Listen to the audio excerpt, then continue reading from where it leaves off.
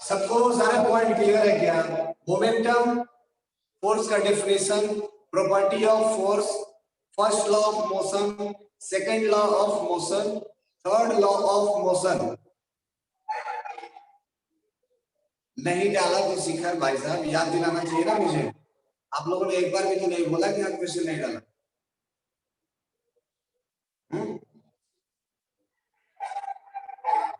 Question तो एक बार पूछना चाहिए था ना। और वैसे भी इंटरनेट तुम लोग इतना अच्छा चला लेते हो, कम से कम मुझसे तो ज्यादा ही जानते होगे इंटरनेट के बारे में। तो खुद से भी तो डाउनलोड कर सकते हो ना एनसीईआरटी क्लास 9। क्लास 9 का खुद से डाउनलोड कर सकते हो। हाँ, बुक है तो फिर अच्छी बात है ना। देन फिर ऑनलाइन की क्या जरूरत है? बुक है तो फिर ऑफलाइन पढ़ो, क्वेश्चन सॉल्व करो उसको। चलिए, किसी को कोई डाउट नहीं है फिर क्वेश्चन आगे बढ़ते हैं फिर अपने टॉपिक पर। P is equal to mv, ये हमारा पहले का है। Delta P by delta T is equal to force, ये हम लोग बहुत पहले पढ़ चुके हैं। And this is called as second law of motion. First law में क्या था? हम लोग लॉ ऑफ इनर्शिया के बारे में पढ़ लिए थे। एंड थर्ड लॉ जहां पर all action has equal and opposite reaction, ये हमारा होता था थर्ड लॉ। करेक्ट। अब आज हम लोग पढ़ेंगे conservation of momentum. Conservation of momentum.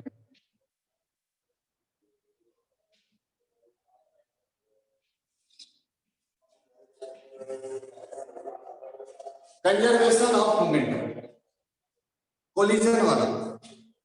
Basically देखो, ये हमारा आखिरी टॉपिक होगा और आज हमारा ये न्यूटन्स लॉ ऑफ मोशन समाप्त हो जाएगा, है ना। तो ये आखिरी टॉपिक है। So we will start from the very basic concept. What do you mean by conservation? Conservation का मतलब क्या है?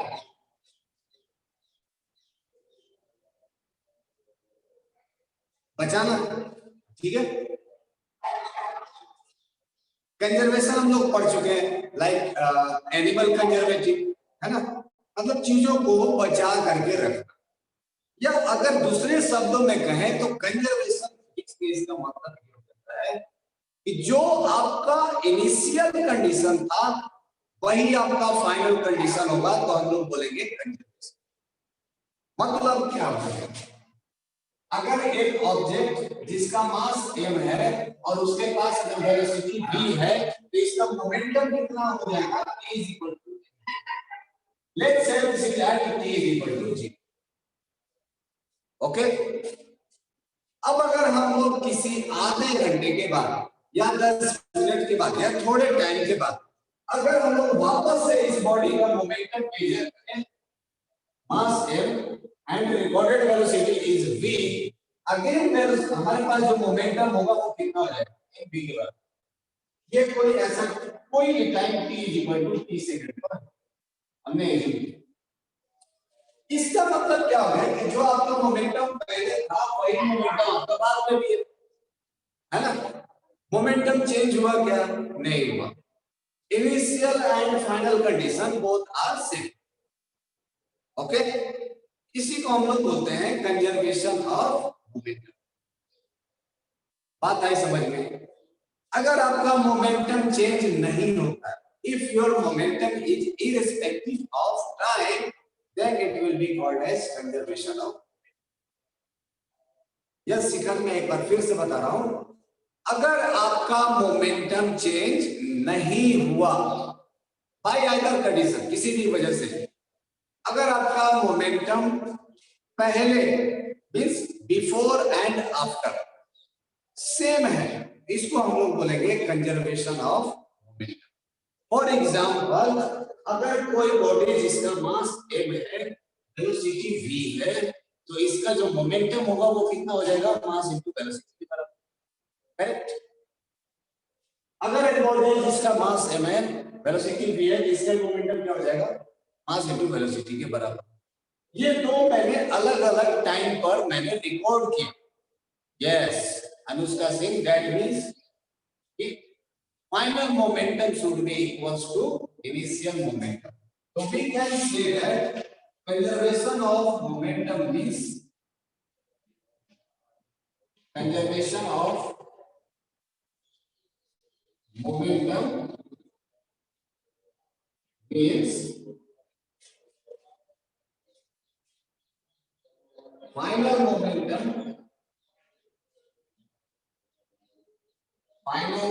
momentum is equal to initial momentum.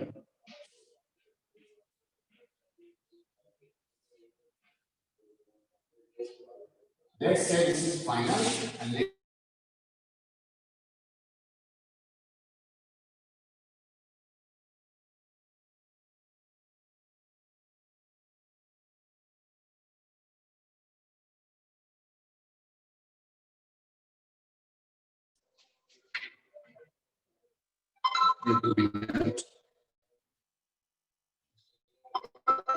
just a minute.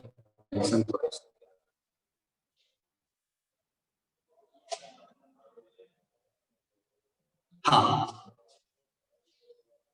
Sorry connection loose हो गया था। अभी ठीक है क्या? All okay?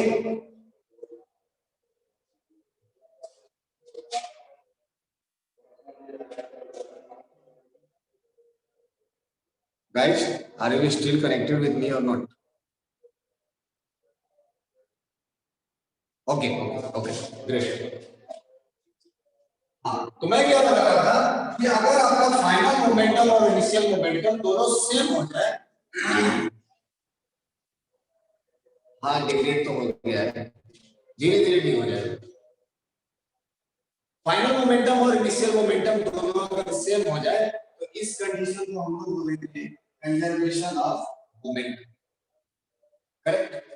अब क्वेश्चन यहां पर ये एक एराइज होता है कि फाइनल मोमेंटम और इनिशियल मोमेंटम किसका सेम है?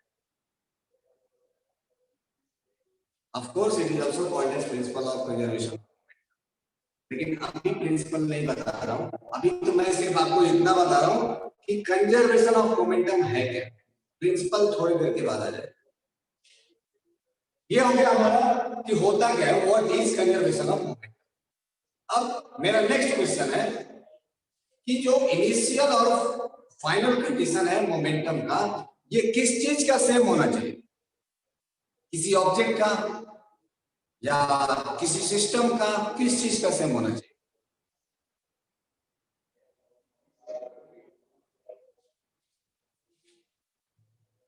है मैटर का। देखिए यहां पर एक टर्म इंट्रोड्यूस कर रहा हूं जिसको हम लोग बोलते हैं system. Final momentum of system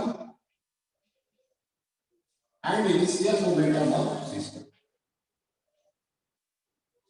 अब तुम बोलोगे कि ये एक सिस्टम क्या है?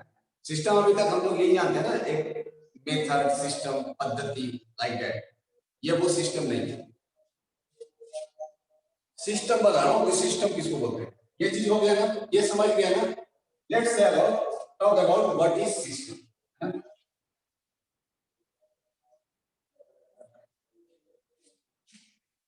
सिस्टम किसको बोलेंगे? देखिए सिस्टम हम लोग उसको बोलते हैं that is area of study. जो आपका स्टडी है, जिस भी ऑब्जेक्ट के ऊपर फोकस है, उसी को हम लोग बोलेंगे सिस्टम। करेक्ट? जैसे लेट्स सपोज अगर एक बॉडी है,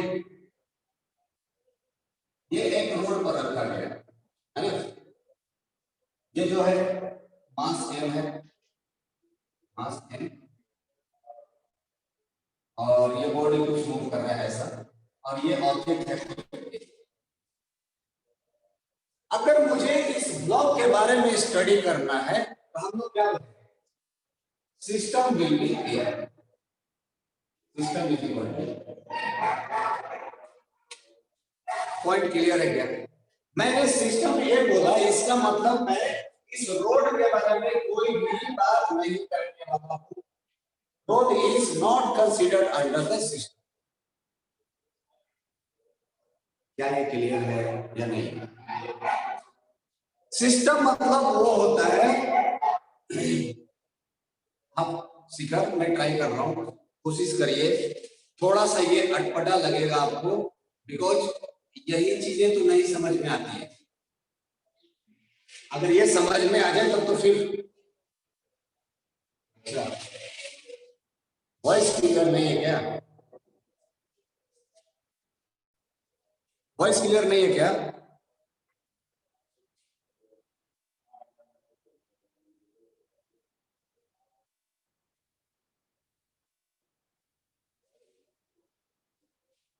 okay, can we join in a minute? 5 minute में ज्वाइन करें, मैं प्रॉब्लम सॉर्ट आउट करता हूँ। या okay please.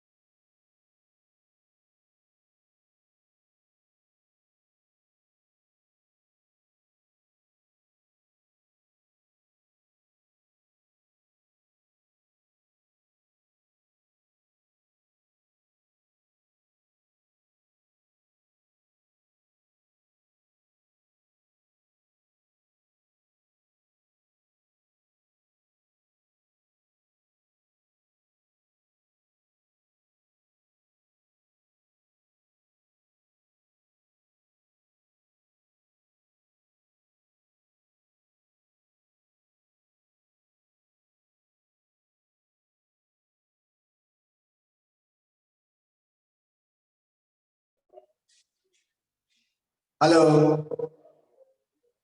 Are you there?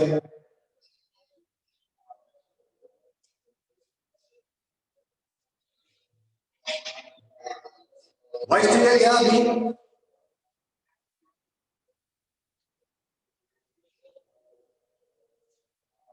Okay, voice and video clear है अभी? फिलहाल तो ठीक है, चलो फिलहाल की जरूरत है। Okay, so let's start with the some complicated topic, है ना? थोड़ा सा पेशेंस बना के रखना, try to understand this is very much complicated. Physics यहां से आसान होगा अगर ये समझ गए तो। देखो, हमें समझना है कि सिस्टम किसे बोलते हैं, है ना? सिस्टम, देखो सिस्टम हम लोग उस चीज के बोलेंगे जहां पर आप स्टडी करना चाहते हो, जिसके बारे में आप स्टडी करना चाहते हो। जैसे मैं अगर इस ब्लॉक का स्टडी करना चाहता हूं तो मैं सिस्टम, इस ब्लॉक, ओके, तो इस ब्लॉक पर लगने वाले फोर्स, इस ब्लॉक का वेलोसिटी, इस ब्लॉक का एक्सेलरेशन, इस ब्लॉक का momentum, we will only talk about block, not about the road, या जिस ऑब्जेक्ट के ऊपर ये रखा है मुझे उससे कोई मतलब नहीं है। क्या ये पॉइंट क्लियर है? अगर मैं बोलूं कि इस ब्लॉक के ऊपर फोर्स कितना लग रहा होगा, मैं क्या बता सकता हूँ? ये ब्लॉक आपका कुछ इस तरह से होगा, इस ब्लॉक का खुद का वेट नीचे की तरफ एंटी लग रहा होगा, इस ब्लॉक के ऊपर एक नॉर्मल फोर्स अर्थ के कारण लग रहा होगा, इस ब्लॉक का एक वेलोसिटी इधर की तरफ v वेलोसिटी होगा, इस ब्लॉक का मास सेम हो जाएगा। क्या ये क्लियर हुआ थोड़ा सा या नहीं हुआ? मैं फिर से बताऊंगा, बिल्कुल बताऊंगा, जब तक आपको समझ में नहीं आएगा तब तक मैं बताऊंगा। नहीं हुआ, फिर से मैं बताऊंगा।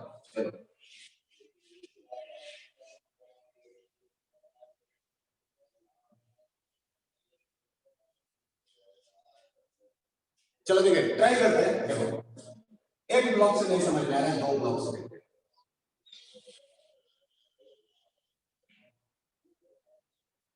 ये एक स्मॉल एन है, ये एक कैपिटल एन, ठीक है, और ये जो सरफेस है ये है,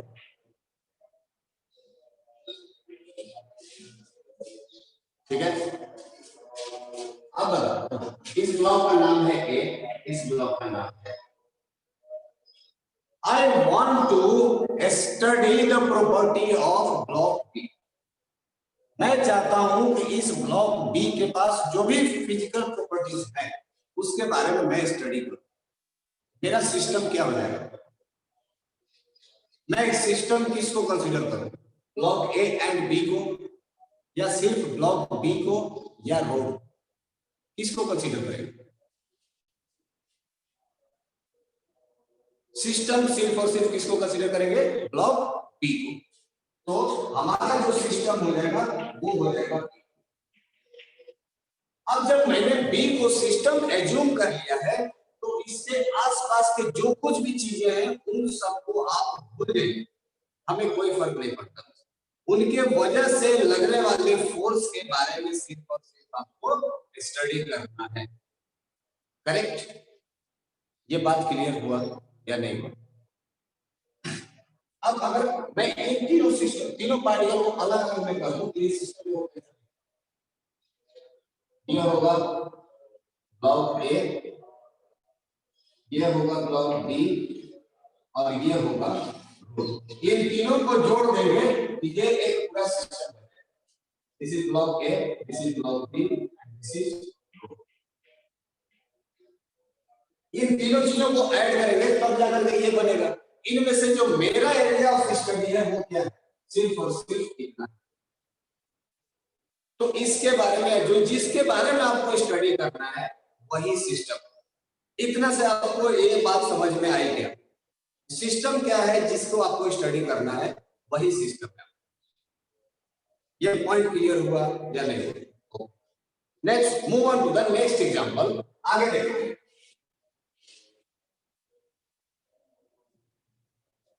मान लो कि हमारे पास दो ब्लॉक है, एक का मास एम ए है, एक का मास एम बी, एक के पास वेलोसिटी वी ए है और दूसरे के पास वेलोसिटी वी, ठीक है। अब देखिए मैं सिस्टम, बाकी के किसी चीज से हमें कोई मतलब नहीं, यस बाकी से किसी से मतलब नहीं।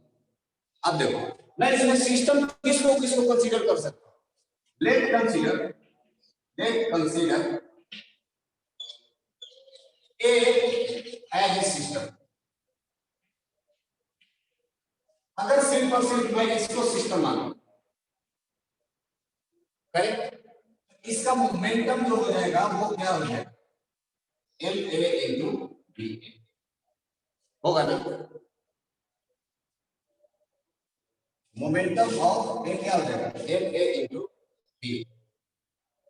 क्या मैंने बी के बारे में कुछ पूछा, क्या मुझे बी से ए पर कोई फर्क पड़ने वाला है?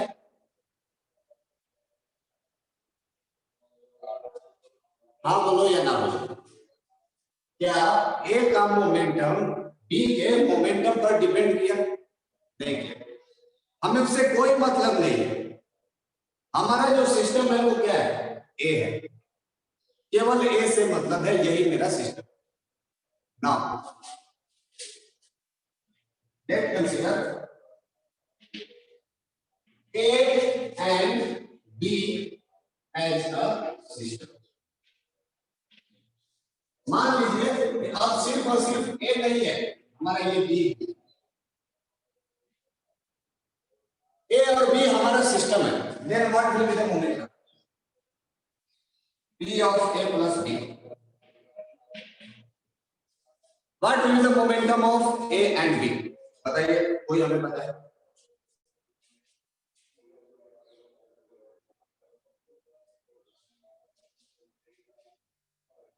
बताओ, अगर A एंड B हमारा सिस्टम हो जाए तो मोमेंटम ऑफ सिस्टम क्या हो? अगर A और B हमारा सिस्टम है, इसमें सिर्फ और सिर्फ ऑब्जेक्ट कौन कौन से होंगे, A होगा और B होगा, बाकी हमें किसी से कोई मतलब नहीं है।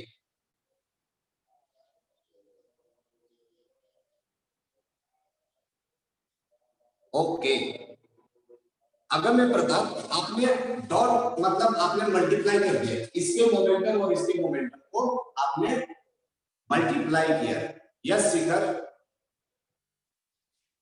अप्रोक्सीमेट आप लोगों ने सही बताया, बस सिर्फ एक चीज भूल, हाँ ऐड होगा ना, ऐड होगा, बीच में एडिशन का साइन देना चाहिए था। आप लोग एडिशन तो कर दिए लेकिन एक चीज आपने भूल गया, वो क्या था, momentum is a vector quantity, हाँ ना, मोमेंटम क्या है, एक वेक्टर क्वांटिटी है, इसलिए इसका डायरेक्शन भी इंपॉर्टेंट है जितना कि इसका मैग्नीट्यूड इंपॉर्टेंट है। अगर इसका वेलोसिटी का डायरेक्शन इस डायरेक्शन में है तो बी के वेलोसिटी का डायरेक्शन इसके अपोजिट है। अगर मैं इसका मोमेंटम पॉजिटिव मानता हूं तो इसका मोमेंटम को क्या मानना पड़ेगा, नेगेटिव, हाँ या ना?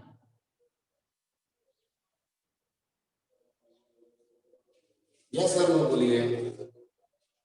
हाँ, तो आपने एडिशन किया वो ठीक है, वो क्या हो जाएगा, momentum of A plus momentum of B, यहां तक तो ठीक है।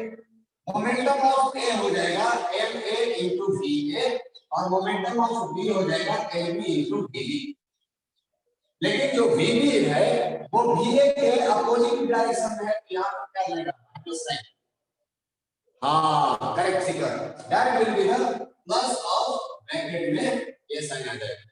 जब हम लोग ब्रैकेट हटाएंगे तो प्लस माइनस माइनस हो जाएगा, तो हमने डायरेक्ट लिख दिया यहाँ पर, आप समझ सकते हो, that will be M A B A minus M B into B. क्या ये चमका सबको? Anushka M B A minus B नहीं किया है बिकॉज ये कोफिशिएंट है,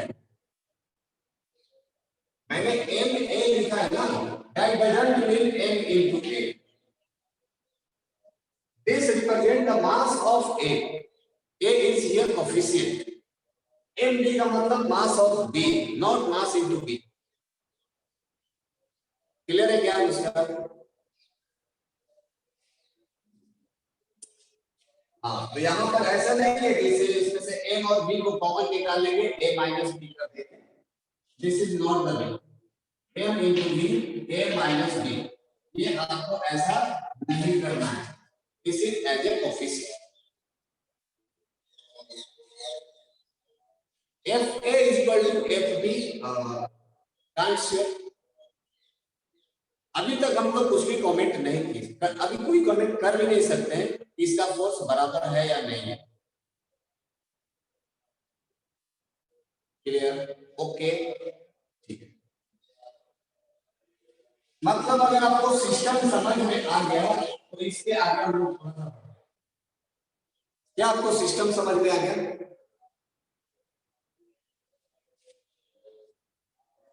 सिस्टम का आपको आइडिया मिला क्या थोड़ा? ओके, चलिए फिर इस पर हम लोग आगे देखते हैं। Net force on A system, net force on a system. किसी भी सिस्टम के ऊपर नेट फोर्स कैसे निकालेंगे, ये हमें कैसे पता चलेगा? ये मेरा मास ए है।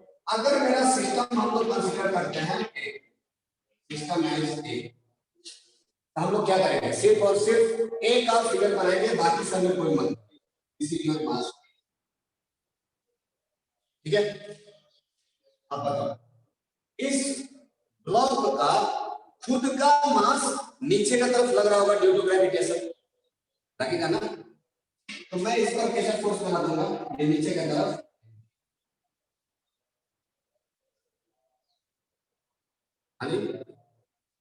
अब ये जो mg फोर्स है ये किस पर लग रहा होगा? ये अर्थ के ऊपर लग रहा होगा, उस सरफेस के ऊपर लग रहा होगा। तो न्यूटन के थर्ड लॉ क्या कहता है कि every action has equal and opposite reaction. मतलब कि अगर मैं इस बोर्ड को प्रेस कर रहा हूं तो बोर्ड हमें प्रेस कर रहा होगा सेम वैल्यू से बट अपोजिट डायरेक्शन में। यही है ना थर्ड लॉ? ये क्लियर है ना सबको? अगर ये मास mg फोर्स से जमीन को प्रेस कर रहा है तो जमीन भी इस ब्लॉक के ऊपर mg फोर्स ऊपर की तरफ लगा रहा होगा। यस और no? According to Newton third law. Hello, सब लोगों को ये क्लियर है ना कि अगर मैं जमीन को प्रेस करूंगा तो जमीन हमारे ऊपर फोर्स लगाएगा ऊपर की तरफ, उतना ही मैग्नीट्यूड का बट अपोजिट डायरेक्शन में। तो ये अर्थ के द्वारा लगाया गया एक फोर्स है जिसको हम बोलते हैं नॉर्मल फोर्स। ये दोनों, अब इस ब्लॉक ए के ऊपर लगने वाला नेट फोर्स हमारे पास आ गया, वो क्या है? L। थोड़ा सा ये कंसेप्चुअल है बट ट्राई टू अंडरस्टैंड। समझ में आ गया तो बहुत अच्छा, नहीं आया कोई बात नहीं, क्लास 11th में वापस से समझाया जाए। बट ट्राई तो करते हैं, कोई बहुत बड़ा रॉकेट साइंस तो है, छोटा सा चीज है, सिंपल सा चीज। कोई रेस्पॉन्स नहीं है, इसको रहने दो क्या?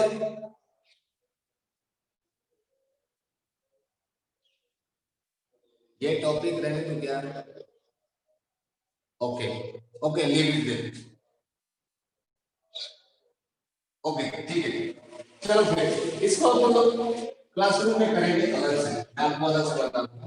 फिलहाल मैं आप लोगों को बता दूंगा कि देखो क्वेश्चन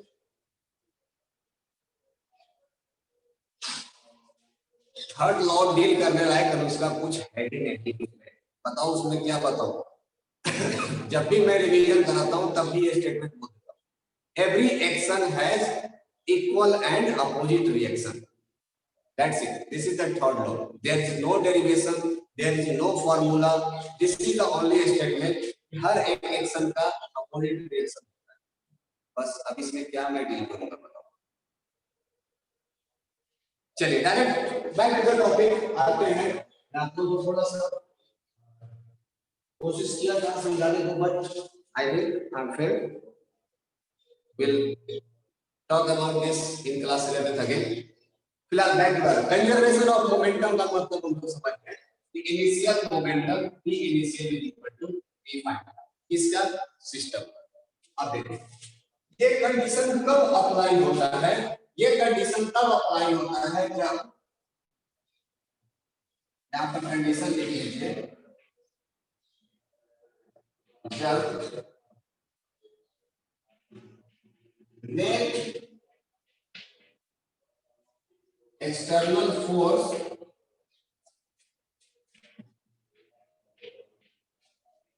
किसी सिस्टम पर जीरो हो,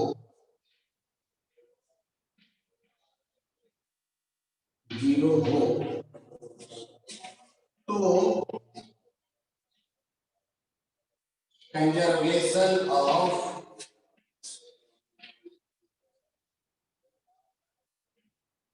मोमेंटम यूज कर सकते हैं।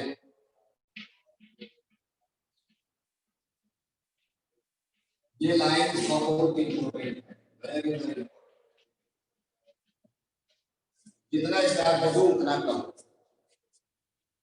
किसी भी सिस्टम के ऊपर अगर नेट फोर्स जीरो है, वो भी कौन सा, एक्सटर्नल, ना कि इंटरनल। इंटरनल से हमें कुछ भी लेना देना नहीं। तो अगर किसी भी सिस्टम के ऊपर नेट एक्सटर्नल फोर्स जीरो है, तो ये मोमेंटम कंजर्व हो जाएगा। यही चीज मैं आप लोगों को समझाने की कोशिश कर रहा था कि पहला सिस्टम क्या है और सिस्टम के ऊपर लगने वाले किस फोर्स को हम लोग एक्सटर्नल फोर्स कहते हैं। यही पहचानना मुश्किल होता है। एक्सटर्नल फोर्स का मतलब क्या है, कौन सा फोर्स एक्सटर्नल है। कोई बात नहीं, क्लास 11th में वापस से इसके ऊपर डिटेल।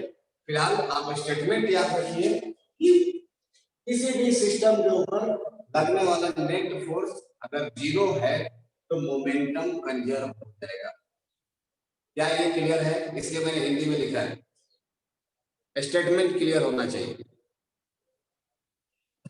सिर्फ अनबैलेंस्ड नहीं, अगर अनबैलेंस्ड हो गया तो फिर तो नेट फोर्स आ ही जाएगा ना। अनबैलेंस्ड हुआ था तो नेट फोर्स आ जाएगा, और नेट फोर्स आ गया तो मोमेंटम कंजर्व नहीं होगा। ये लाइन क्लियर है ना सबको? चलिए आगे बढ़ते हैं। अब देखते हैं डेरिवेशन। मिलाऊं ना मिलाऊं, आगे बढ़ूं छोड़ दूं, क्या करूं? उसको बोलो यस नो।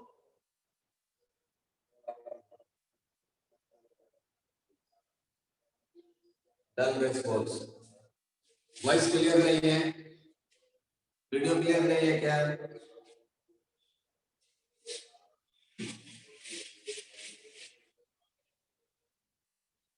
अब देखिए इसका derivation.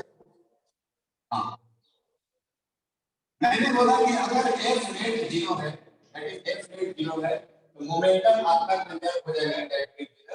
F net is equal to zero, P initial will be equal to P final. ये कहां से आता है? देखो ये आता है from second law of motion, from second law of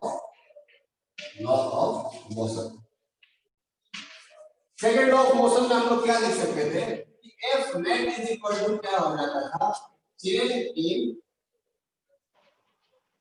in momentum divided by time. यही होता था ना? अच्छा, दैट मींस कि F net is equal to T final minus T initial divided by time. अब मैंने बोला कि हमारे पास जो कंडीशन है वो क्या है, F net is zero. That means कि if F net is equal to zero, T final minus T initial divided by time should be equal to zero.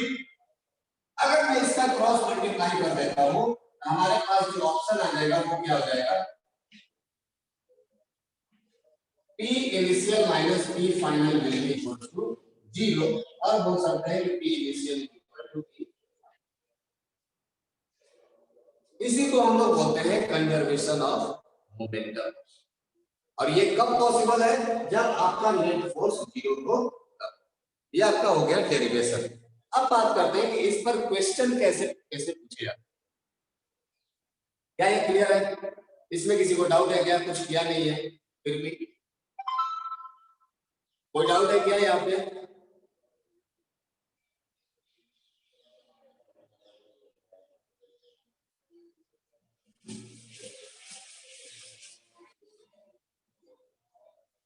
इस पर क्वेश्चन दो टाइप के पूछे जाते हैं।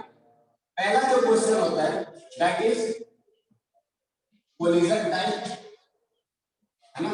और दूसरा जो होता है रिकॉइल वेलोसिटी, रिकॉइल वेलोसिटी। ये दो तरह का क्वेश्चन आपसे पूछा जाएगा। कोलिजन का मतलब क्या हो गया कि एक ऑब्जेक्ट जो है कुछ इधर वेलोसिटी से जाएगा, दूसरा ऑब्जेक्ट इधर से आएगा, दोनों का मास कुछ होगा m1 और m2, v1 और v2 कुछ वेलोसिटी है, दोनों आपस में टकराएंगे, दोनों टकराने के बाद एक दूसरे से दूर भागेंगे। Let's say that this is v1 dash and this is v2 dash, mass m1 हो गया। तो ये पहले आएंगे, टकराएंगे, टकराने के बाद दोनों दूर चले जाएंगे। इस तरह का क्वेश्चन आपसे पूछा जाएगा इन पार्ट कोलिजन। तो ध्यान रखिएगा, इस तरह के क्वेश्चन में आपको क्या यूज करना है, conservation of momentum, conservation of momentum. Okay, और जो आपका सिस्टम होगा वो सिस्टम ये दोनों ब्लॉक को कंसीडर करेंगे, that will be considered as a system. ये होगा हमारा सिस्टम। मतलब जो भी हम लोग सिर्फ जरूरी नहीं है कि हमेशा वेलोसिटी ट्रांसफर हो जाए, ये अलग अलग केस में अलग अलग चीजें, है ना। इसको हम लोग सिस्टम कंसीडर करेंगे, मतलब इसका मोमेंटम और इसका मोमेंटम दोनों को ऐड करना पड़ेगा with proper sign.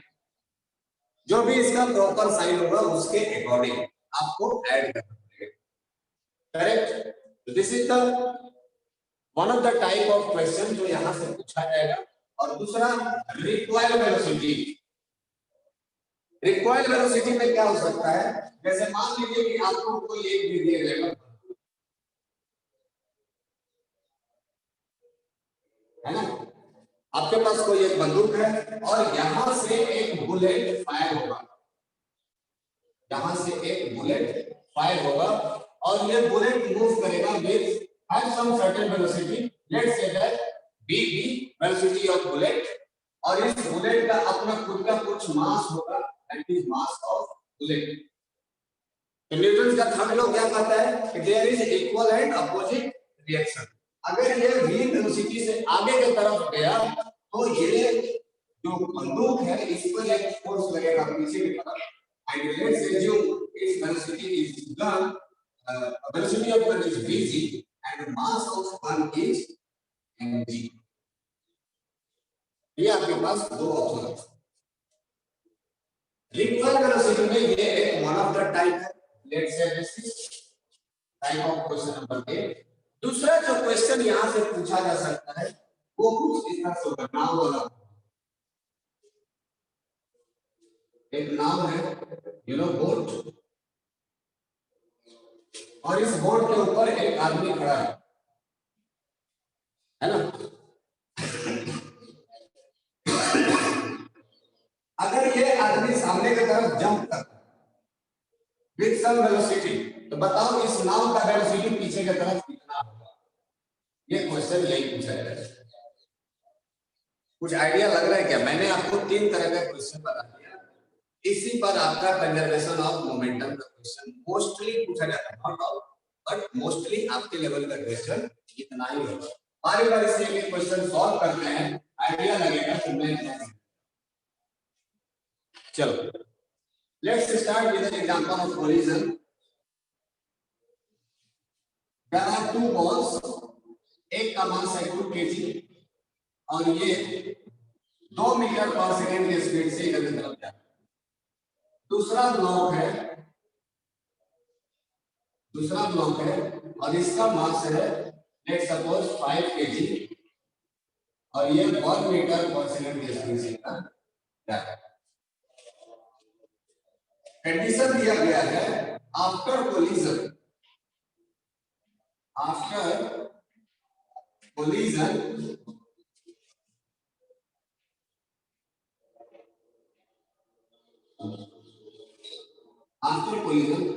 bond of mass 1 kg 2 kg moves with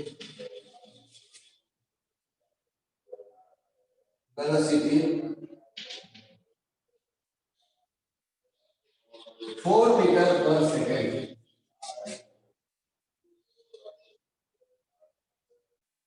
4 metre per second towards left।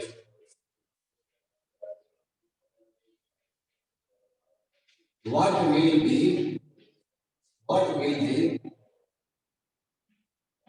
velocity of mass 5 kg? हमारे पास ये एक एग्जांपल है। क्वेश्चन को मैं रीड करता हूं, फिर से देखिए। एक मास है जिसका वेट दिया गया 2 kg। इसके पास वेलोसिटी है 2 metre per second towards right. दूसरा मास है 5 kg का और इसका वेलोसिटी है 1 metre per second towards left. अगर कोलिजन के बाद 2 kg मास वाला बॉल 4 मीटर पर सेकेंड से लेफ्ट डायरेक्शन के तरफ जाता है, तो बताइए 5 kg वाले बॉल का वेलोसिटी कितना होगा? क्या क्वेश्चन क्लियर है सबको?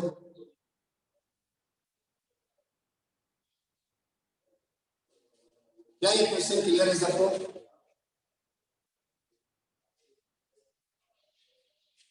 Okay, let's solve it. हम लोग सिस्टम किसको मान लें? अच्छा चलो इसका नाम दे देते हैं, ये ए है और ये बी। तो सिस्टम हमें किसको मानना है? किसको सिस्टम मान ले हमको?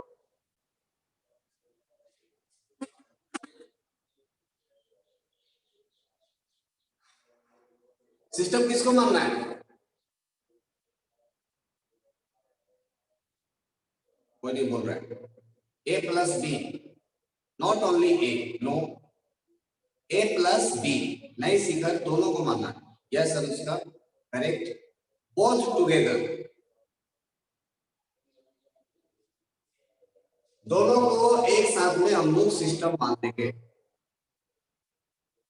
जब दोनों को एक साथ में सिस्टम मानेंगे तो हमारे पास इनिशियल मोमेंटम कितना हो जाएगा? P initial. फटाफट सॉल्व करके बताइए, what will be the initial momentum of system?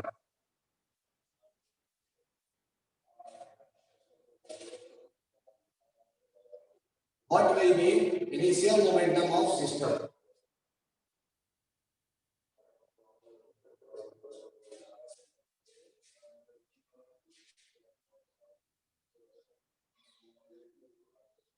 आप लोग को समझ में नहीं आ रहा है शायद। चलो मैं ट्राई करता हूँ। पहली बार देखते हैं। एक ब्लॉक है 2 kg का और इसके पास जो वेलोसिटी है वो कितना है? 2 मीटर पर सेकेंड। तो जो टोटल मोमेंटम हो जाएगा वो कितना हो जाएगा? 2 kg इंटू 2।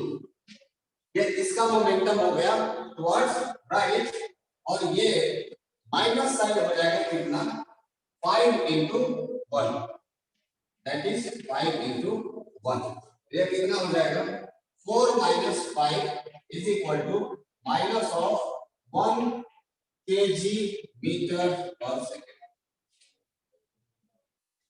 क्या ये क्लियर है? Minus of 1 kg metre per second. टू क्यों?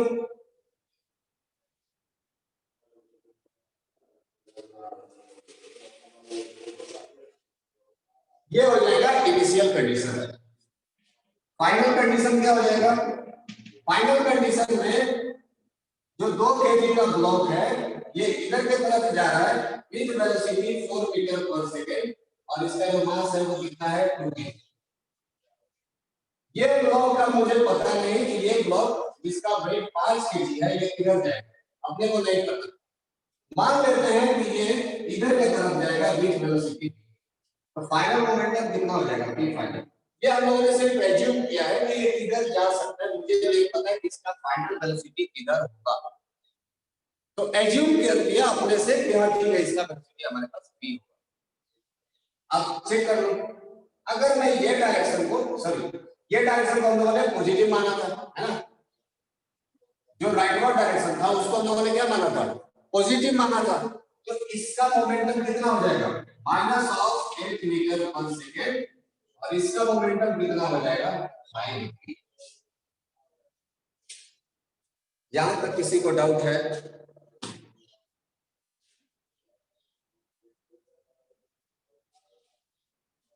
किसी को डाउट है क्या?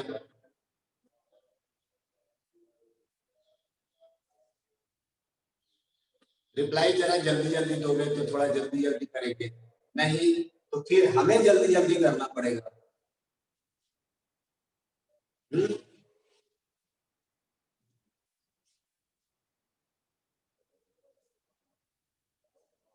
अगर ये बताना है तो वो भी जल्दी से पूछो ना। फिर अभी आधे घंटे इंतजार करके पूछने से कोई फायदा होगा क्या? तुम्हारा भी टाइम वेस्ट, मेरा भी टाइम वेस्ट। पता चला कि क्लास खत्म होने के बाद बोलोगे एक बार फिर से बता दीजिए, नहीं समझ में आया, क्या फायदा? चलो ठीक है, दूसरे क्वेश्चन में वापस से करा दूंगा। अब फ्रॉम द कंडीशन, कोलिजन के समय मैंने बताया है कि इनिशियल मोमेंटम और फाइनल मोमेंटम को मेजर करा।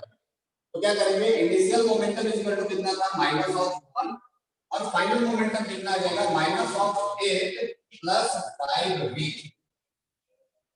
तो ये टर्म निकल आ जाएगा, तो ये कितना हो जाएगा, minus of 8 sorry minus of 1 plus 8 is equal to 5v। इसको सॉल्व करेंगे तो ये कितना हो जाएगा, 5v इज इक्वल टू 7, और v इज इक्वल टू कितना हो जाएगा, 7/5 kg sorry metre per second. इसको डेसिमल में लिखेंगे तो ये कितना हो जाएगा, 1.4 मीटर। मतलब ये जो ब्लॉक है ये 1.5 मीटर पर सेकंड से इधर की तरफ जाएगा, 1.4 मीटर पर सेकंड से इधर जाएगा। और इसका वेलोसिटी देखो पॉजिटिव आया है। अगर इसका वेलोसिटी पॉजिटिव आया है, दैट मींस कि जिस डायरेक्शन में हमने एज्यूम किया था पॉजिटिव डायरेक्शन, उसी डायरेक्शन में इसका वेलोसिटी जाएगा। मतलब ये टकराने के बाद इधर ही जाएगा, इसमें कोई दिक्कत नहीं होगी। चलो अगर हम एक और क्वेश्चन करते हैं, शायद उससे क्लियर हो जाए।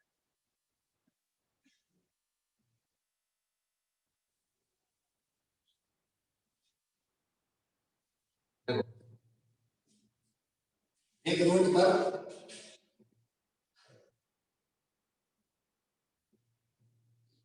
एक 10 kg का ब्लॉक है ना, और ये जा रहा है 5 मीटर पर सेकंड, क्लियर। और इसके आगे आगे एक 5 kg का ब्लॉक है जो कि जा रहा है 2 मीटर पर सेकंड से। After collision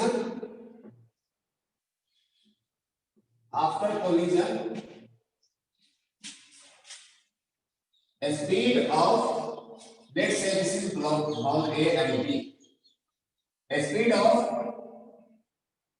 ball A becomes 1 meter per second in same direction. In same direction. In same direction. Find velocity of B. Question समझ में आया? दोनों ब्लॉक एक ही डायरेक्शन में जा रहे हैं, एक का वेलोसिटी ज्यादा है, एक का वेलोसिटी कम है, क्या कोलिजन होगा?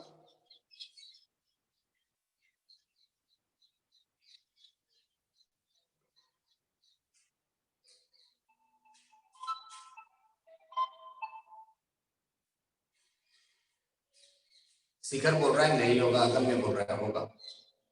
भाई पीछे वाले का वेलोसिटी ज्यादा है, आगे वाले का वेलोसिटी कम है, तो ये जाकर इससे टकराएगा ही ना।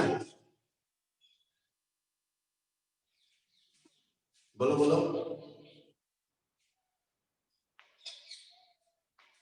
चलो ये टकराने का बात का कंडीशन है, जैसे ही टकरा जाएगा ब्लॉक ए का स्पीड कम हो जा रहा है, कितना हो जा रहा है, 1 मीटर पर सेकेंड। बताइए ब्लॉक बी का वेलोसिटी कितना होगा?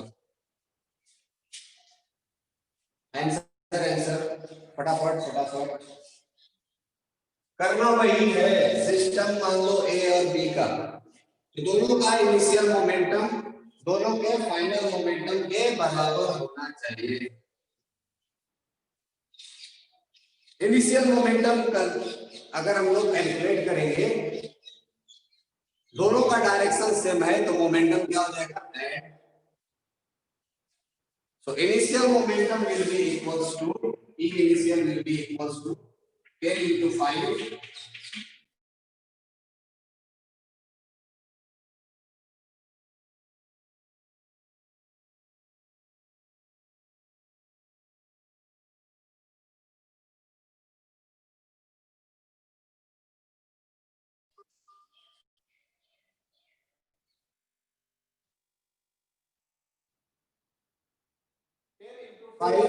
5 into 2, correct?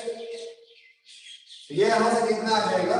50 plus 10 will be equals to 60. Okay, अच्छा फाइनल मोमेंटम कितना हो जाएगा? फाइनल मोमेंटम के समय देखो, ये 10 मीटर वाला जो ब्लॉक ए है 10 केजी वाला, ये कितने के स्पीड से जा रहा है? 1 मीटर पर सेकंड से, और दूसरा ब्लॉक का मुझे पता नहीं है, इसका वेलोसिटी हमें नहीं पता, पर इसका मास पता है कितना आज की। तो फाइनल मोमेंटम कितना हो जाएगा? 10 into 1 plus 5 into velocity 5 p. अब फ्रॉम कंजर्वेशन ऑफ मोमेंटम, अगर मैं बताइए from conservation of momentum, initial momentum should be equals to final momentum, that is p initial should be equals to p final. यहां से हम लोग क्या prove कर सकते हैं? p initial कितना था? 60 is equal to 10 plus 5 into p. 5 b is equal to कितना हो जाएगा? 50 और b is equal to कितना हो जाएगा? 10 metre.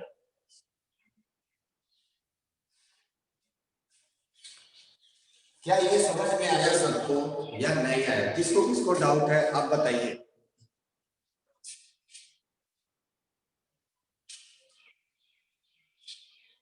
Yes Anushka, good, okay, yes done. Agamya, are you done with it? Clear है क्या ये? Not clear, okay Anshu, very good. चलिए अब इसका जो सेकंड टाइप है उसका डेफिनेशन करते हैं। सेकंड टाइप है, शुभम अभी तो फॉर्मूला इसका डिराइव किया था, अगर एफ नेट 0 हो जाएगा, F net is equal to क्या हो जाएगा? P final minus P initial divided by time. ये हो गया चेंज इन मोमेंटम, ये हो गया टाइम। अगर ये टर्म 0 हो गया, दैट मींस कि P final minus P initial is equal to 0 divided by time. Time को 0 के साथ मल्टीप्लाई करेंगे तो ये 0 ही हो जाएगा। दैट मींस हम लोग डायरेक्ट लिख सकते हैं P final minus P initial is equal to 0 और P final is equal to हो गया डेरिवेशन। चलिए एक क्वेश्चन और करते हैं, बुलेट वाला एग्जांपल। देखो एक गन है,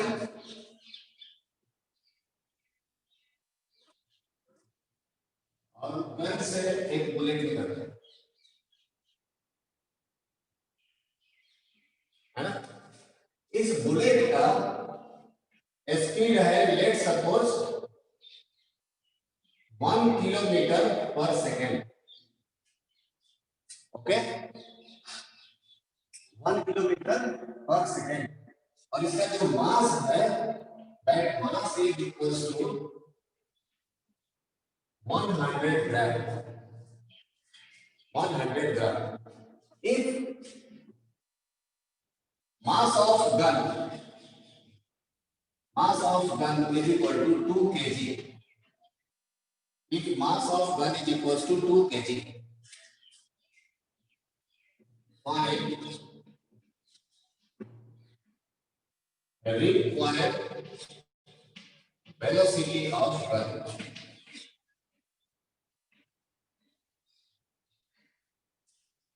क्वेश्चन समझ में आया? क्वेश्चन क्लियर है क्या? एक बुलेट है, बुलेट 1 किलोमीटर पर सेकंड के स्पीड से जा रहा है, बुलेट का मास है 100 ग्राम, जो गन है, गन का मास है 2 kg, तो बताइए इस गन का रिक्वायर्ड वेलोसिटी क्या होगा? क्वेश्चन क्लियर है क्या?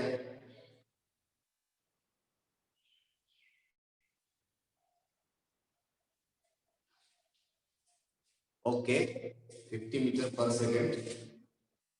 Let's wait for the others.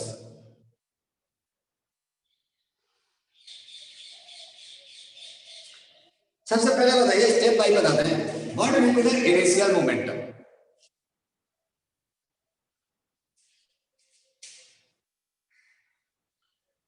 What will be initial momentum?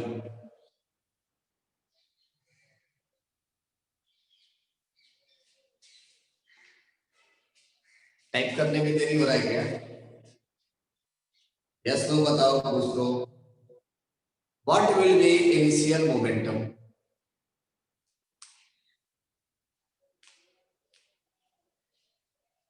अच्छा, ये सिस्टम किसको माने, पहले ये तो बताओ.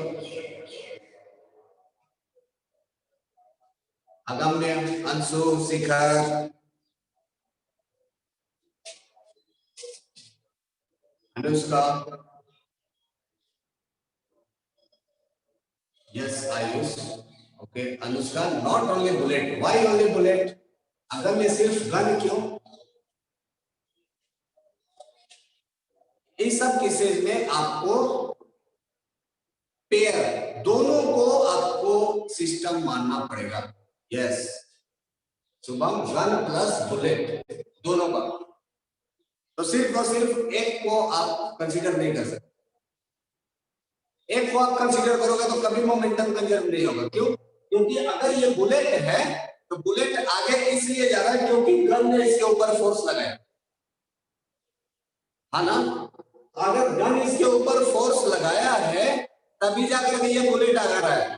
बुलेट आगे जा रहा है, इसका मतलब एक्सटर्नल उसके ऊपर जीरो नहीं है, इसका मोमेंटम कंजर्व नहीं हो पाएगा.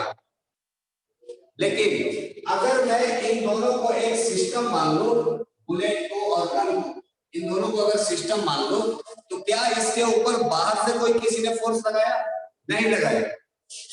बुलेट गन में से निकला, गन यही रह गया, बुलेट चला गया. इसमें बाहर के किसी आदमी का कोई इंटरफेरेंस नहीं है. क्या ये एटमॉस्फेरिक प्रेशर की वजह से बुलेट निकला? नहीं.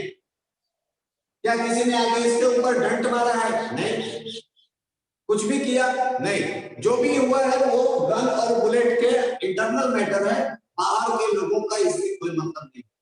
तो हम लोग सिस्टम किसको कंसीडर करेंगे? इस गन को और इस बुलेट को, दोनों को. तभी जाकर के हमारा नेट एक्सटर्नल फोर्स जीरो होगा, तो मोमेंटम कंजर्व होगा, अदरवाइज नहीं होगा. तो इन दोनों को अगर सिस्टम हम लोग मानते हैं तो इनिशियल मोमेंटम कितना होगा ये हमें बताइए. What will B initial momentum? Initial condition में क्या होगा? क्या गन के पास कोई वेलोसिटी रहेगा?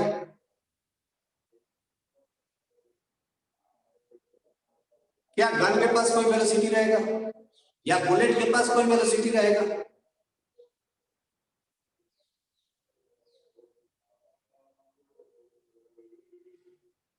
नो. दोनों के पास वेलोसिटी जीरो है. बुलेट फायर करने से पहले गन को ऐसे ऐसे करते हैं क्या? गन एकदम रेस्ट रहेगा, सामने रहेगा. मतलब बुलेट भी रेस्ट में और गन भी रेस्ट में रहेगा. तो इनिशियल मोमेंटम दोनों का क्या हो जाएगा? Initial will B zero. दोनों की वजह से जो मोमेंटम हो जाएगा वो क्या हो जाएगा? जीरो हो जाएगा. कैसे? मास ऑफ गन इनटू वेलोसिटी हो जाएगा zero, plus mass of bullet into velocity हो जाएगा जीरो. ये दोनों को ऐड करेंगे. अब बताओ final momentum. What will be the final momentum of the system?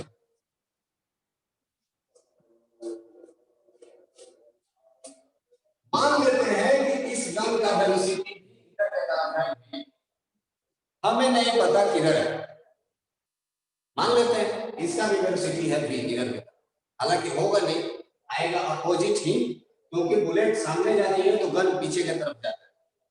ये अपने को पता है, लेकिन पता होते हुए भी हम जानबूझ करके चाह रहे हैं कि वेलोसिटी को इधर ही माना। Let's calculate P final is equal to कितना आ जाएगा, वो हो जाएगा mass of gun into V plus mass of bullet into velocity of bullet. Mass of gun कितना है 2 kg V plus mass of bullet कितना हो गया 100 gram divided by 1000 kg plus sorry into velocity कितना हो जाएगा 1 into 1000 metre per second.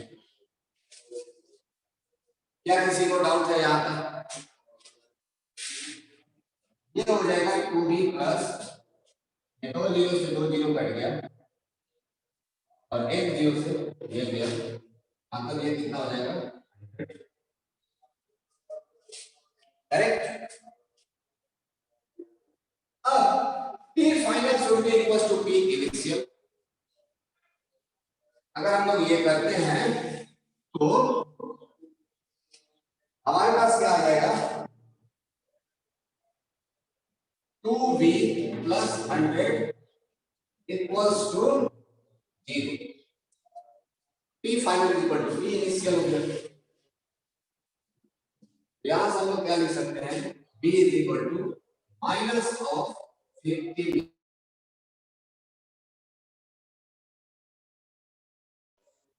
Correct yes.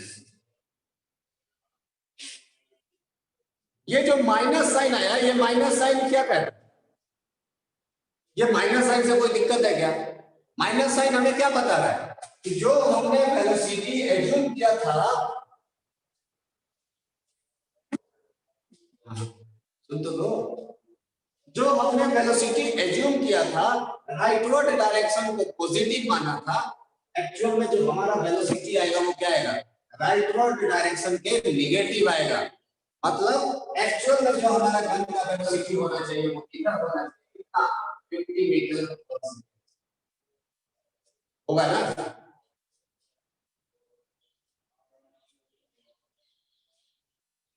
हाँ, जो अपोजिट मैंने जानबूझ करके उसको अपोजिट ही माना था ताकि आप लोग को बाद में कंफ्यूजन ना हो कि अगर हम लोग इधर वेलोसिटी मान ले तो क्या हो जाएगा, कुछ भी नहीं होगा। जो आपने वेलोसिटी माना है अगर वो नेगेटिव आ गया तो जो आपने माना है उसके अपोजिट होगा। That's it. पॉइंट क्लियर है क्या? सबको क्लियर है क्या? ये शिखर को नहीं है क्लियर, बोलिए शिखर को।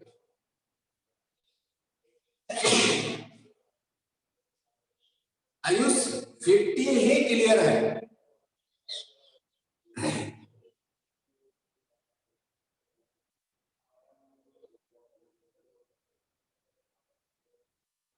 नेगेटिव में लिए हैं मतलब मैं नहीं समझा आप कहना क्या चाह रहे हो। कहां पर मैंने पॉजिटिव लिखा है वो तो बताओ। ये वाला क्या, यहां पर मैंने पॉजिटिव क्यों लिया? इसलिए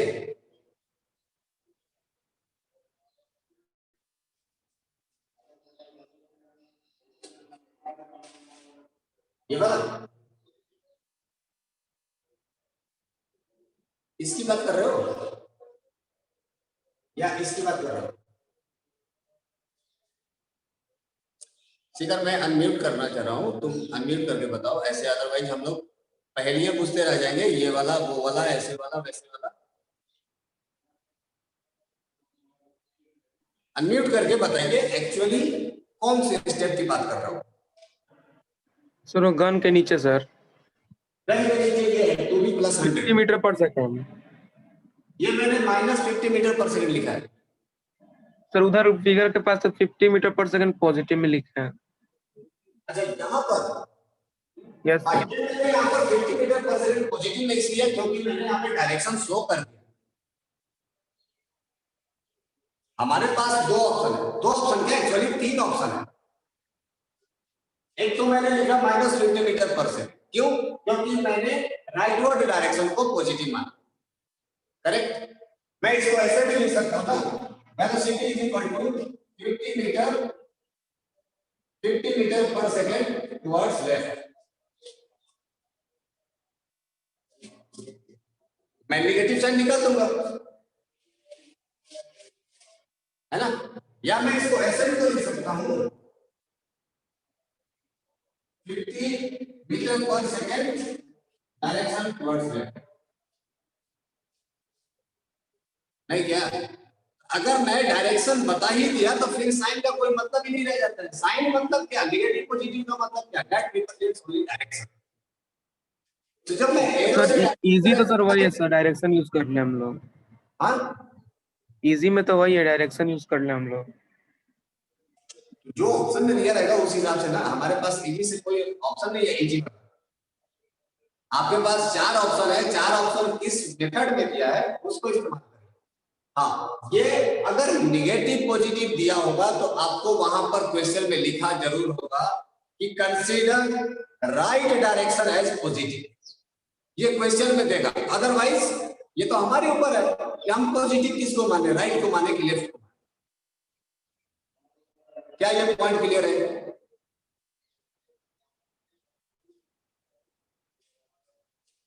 नहीं अनुष्का, इससे कुछ भी लेना देना नहीं है कि वो हल्का पीस की तरफ आएगा या किधर जाएगा, ऐसा कोई प्रॉब्लम नहीं। प्रॉब्लम इस बात से है कि हमारा नेट मोमेंटम 0 होना चाहिए, चाहे वो जिस भी डायरेक्शन में वेलोसिटी हो। पॉजिटिव और नेगेटिव ये हमारे कंसेप्ट के ऊपर है। अगर मैं अभी बोलता हूं कि ये पूरा सिस्टम जो जितना मैंने सॉल्व किया ना, इसको वापस से सॉल्व करते हैं और हम मानते हैं कि ये राइट वर्ड डायरेक्शन नेगेटिव है। चलो सेम क्वेश्चन सॉल्व करते हैं। सेम क्वेश्चन सॉल्व करते हैं और एज्यूम करते हैं कि right word direction means this direction will be negative और ये जो डायरेक्शन होगा this will be positive. Correct, सब कुछ वही रहेगा। इनिशियल मोमेंटम आपका 0 होगा, वेलोसिटी में ये जो डायरेक्शन का कोई मतलब ही नहीं।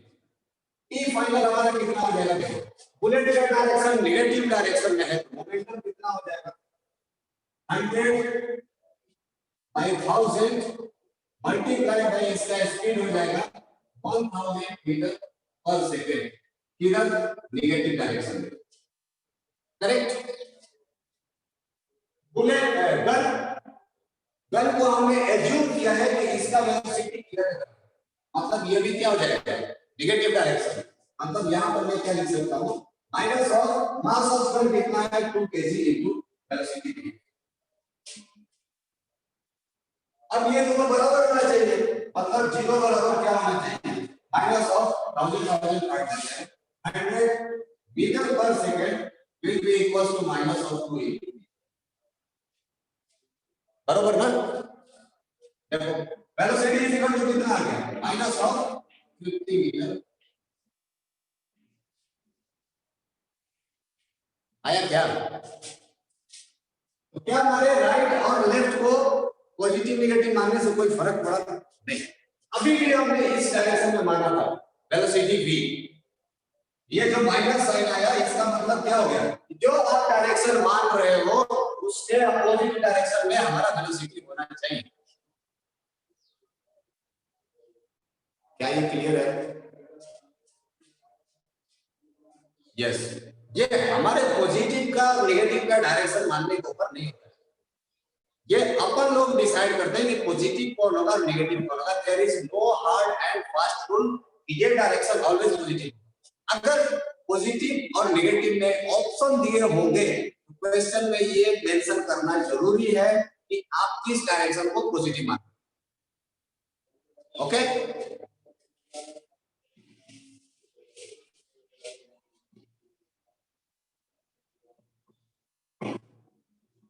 ओके, एक एग्जांपल बोट वाला करें। मान लो एक बोट है, इसके ऊपर एक आदमी खड़ा है और इसका मास है 50 kg और ये बोट है, बोट का मास है 100 kg। अगर ये आदमी इस डायरेक्शन में कूदता है 10 मीटर पर सेकंड से, तो इस बोट का वेलोसिटी बढ़ेगा। क्वेश्चन क्लियर हुआ क्या? एक बोर्ड के कॉर्नर पर एक आदमी खड़ा है जिसका मास है 50 केजी और ये लेफ्ट डायरेक्शन में कूदता है 10 मीटर पर सेकंड से, तो बोर्ड का वेलोसिटी बताइए। वन सेकंड, मैंने वेलोसिटी यहां पर डायरेक्शन दे रखा है, तो you need not to put the direction. फटाफट सॉल्व करके बताइए। सबसे पहले बताइए कि सिस्टम किसको एज्यूम करें। स्टेप बाय स्टेप बताते जाइए, सॉल्व होते जाएगा।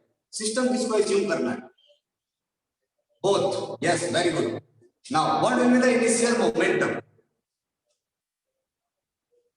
0। Very good. इसका मतलब हमारे पास आ गया initial momentum. Now what will be the final momentum? What will be final momentum?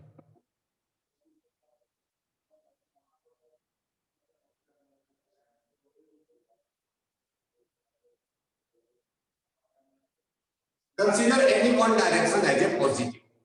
अपने मन से जो आपको लगे उसको आप पॉजिटिव मान लीजिए, बशर्ते हमें आंसर जो आप बताएंगे वो हमें बताएंगे ये हो जाएगा राइट और ये हो जाएगा लेफ्ट। हमें जो आंसर बताइए वो इस टर्म में बताइए, लेफ्ट वर्ड या right word.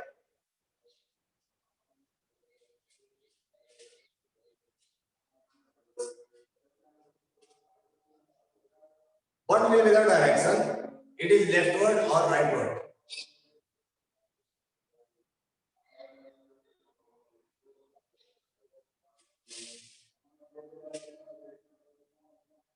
Let's solve it. 0.5 towards right. Okay, let's take it up. Final momentum कितना हो जाएगा? अगर मैं लेफ्ट डायरेक्शन को पॉजिटिव मान लेता हूं तो ये डायरेक्शन क्या हो जाएगा? नेगेटिव। मतलब फाइनल मोमेंटम इस डायरेक्शन में ये कितना हो जाएगा? 110 into पॉजिटिव और ये हो जाएगा नेगेटिव 100 into b। तो that should be equal to 0। ये नेगेटिव है, बिना लगा के पॉजिटिव हो जाएगा, तो 100 b will be equals to 500। तो v will be equals to 5 metre per second. मैंने कौन से डायरेक्शन को पॉजिटिव माना था? इस डायरेक्शन में।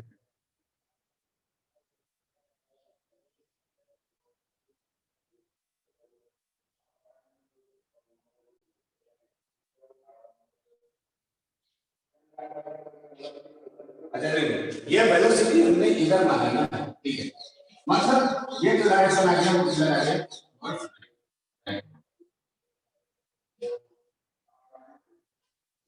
जिस डायरेक्शन को हम लोगों ने पॉजिटिव माना है, जिस डायरेक्शन में हम लोगों ने बोर्ड का वेलोसिटी माना है वो डायरेक्शन सही है, वो उसी डायरेक्शन में है। और वेलोसिटी कितना आ जाएगा? 5 मीटर। 0.5 कैसे आ गया?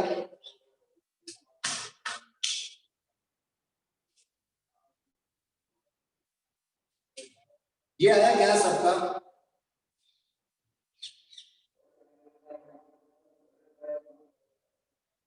Okay, now we can solve all the questions of NCERT। NCERT हम लोग सारे क्वेश्चन कर सकते हैं। न्यूटन्स लॉ ऑफ मोशन मैंने ऑलमोस्ट कवर कर लिया, आप लोग एक बार इसको पढ़िए, वेट करिए। अगर फिर भी कोई डाउट होता है तो नेक्स्ट क्लास में जरूर पूछ लीजिए। नेक्स्ट क्लास में अपन लोग नेक्स्ट टॉपिक स्टार्ट करेंगे, अगला चैप्टर जो भी होगा। Okay, so till then keep enjoying. Happy Dussehra all of you. Bye bye.